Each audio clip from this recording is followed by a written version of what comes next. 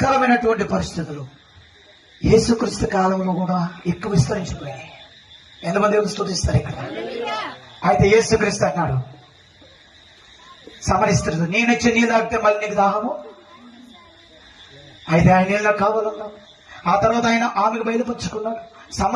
సమరయునికి ఆయన ఎవరో తెలియపరుచుకున్నాడు, అన్యులకి ఆయన ఎవరో తెలియపరుచుకున్నాడు, యూదులకి ఆయన ఎవరో తెలియపరుచుకున్నాడు. ఈ రోజు క్రైస్తవులు అని చెప్పుకుంటున్న బోధకులకి క్రైస్తవులకి ఆయన ఎవరు అర్థం కాగల,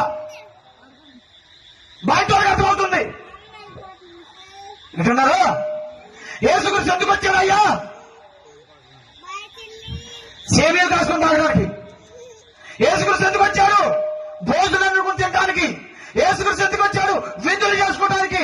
యేసుక్రీస్తు ఎందుకు వచ్చాడు? హ్యాపీ క్రిస్మస్ రోడ్లు తిరగడానికి. యేసుక్రీస్తు ఎందుకు వచ్చాడు? స్టేజ్ల మీద హాలీవుడ్ బాలీవుడ్ టాలీవుడ్ డాన్స్ వేయడానికి. యేసుక్రీస్తు ఎందుకు వచ్చాడు? రంగు రంగు డిస్కో లైట్లు పెట్టి ఎగవటానికి వచ్చాడు. ఇదేనా క్రిస్మస్? ఇదేనా దేవుడి ఆరాధన? ఇదేనా దేవుడు కోరుకున్నది? ఆయన వచ్చింది నీలో ఉన్న చీకటిని తీసేయటానికి. హల్లెలూయా! నీలో ఉన్న మరణాన్ని తీసేయటానికి. ఎంతమంది దేవుని స్తుతిస్తారు?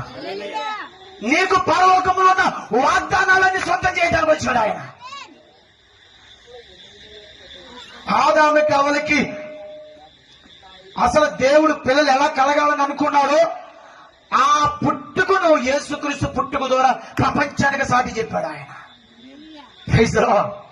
ఎంతమంది దేవుని స్తుతిస్తారు అక్కడ? ముగించే మంది మాటలు.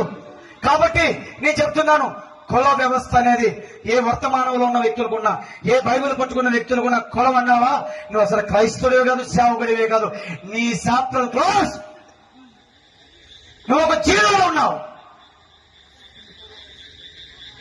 పండగలు, క్రిస్మస్ సాగులు, స్టార్లు, డాన్సులు, ఇదంటే మాయ మాటలు చెప్పి జనాల దగ్గర డబ్బులు వసూలు చేసి రకరకాలుగా మనుషులు మోసుకొస్తున్న పాస్టర్లారా జాగ్రత్త.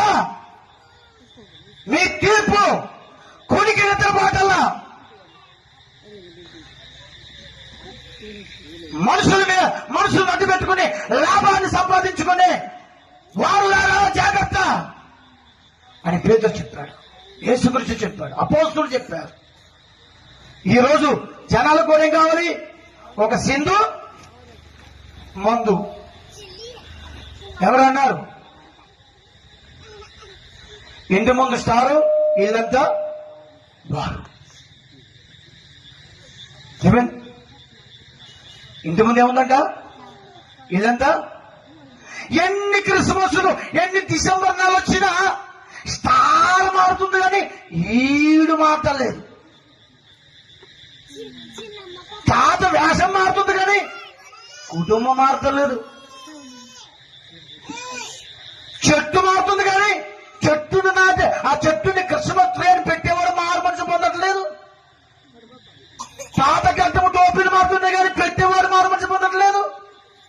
ఇంటి ముందు స్టార్లు మారుతున్నాయి కానీ అసలు స్టార్ నువ్వేనని దేవుడు నీకోసం చెప్తే నువ్వే మారడం లేదు. నీ ఇంట్లోకి ఆయన రావాలనుకుంటే ఆయన వద్దు, నాకు మనుషులు కల్పించిన పద్ధతులే కావాలని అనుకుంటున్నారు. దేవుడు తీర్పు తప్పదు. ఈ రోజు 5,000 లోపలికి వెళ్ళొచ్చు, అన్ని బాగుండొచ్చు. ఇంకో అవకాశం దేవుడికి ఇచ్చాడు. మారు మనసు పొందు. సంఘాలకి చెప్తున్నాడు ఆయన, దేశాలకు చెప్తున్నాడు ఆయన, ప్రజలతో మాట్లాడుతున్నాడు ఆయన, లోపల వారికి బయట వారికి చెప్తున్నాడు ఆయన. బాప్తిసం పొందితే, చర్చికి వచ్చేస్తే, బైబిల్ చదివేస్తే నువ్వు పరిశుద్ధురాలుగా జీవించాలి.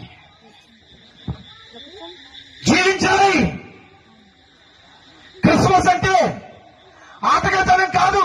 యేసుక్రీస్తు దేవుడు, జీవములైన దేవుడు నీ కోసము, ఆయన నీ కోసము తన ఈ భూమి మీదకి వచ్చినంతగా ఈ భూమి మీదకి దిగి వచ్చినంతగా తగ్గించుకున్నాడు ఆయన.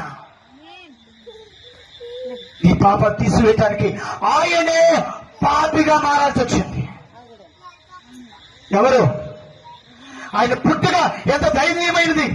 చుట్టబడిన కానుక వచ్చాడు నీ కోసం ఆయన. అవునా?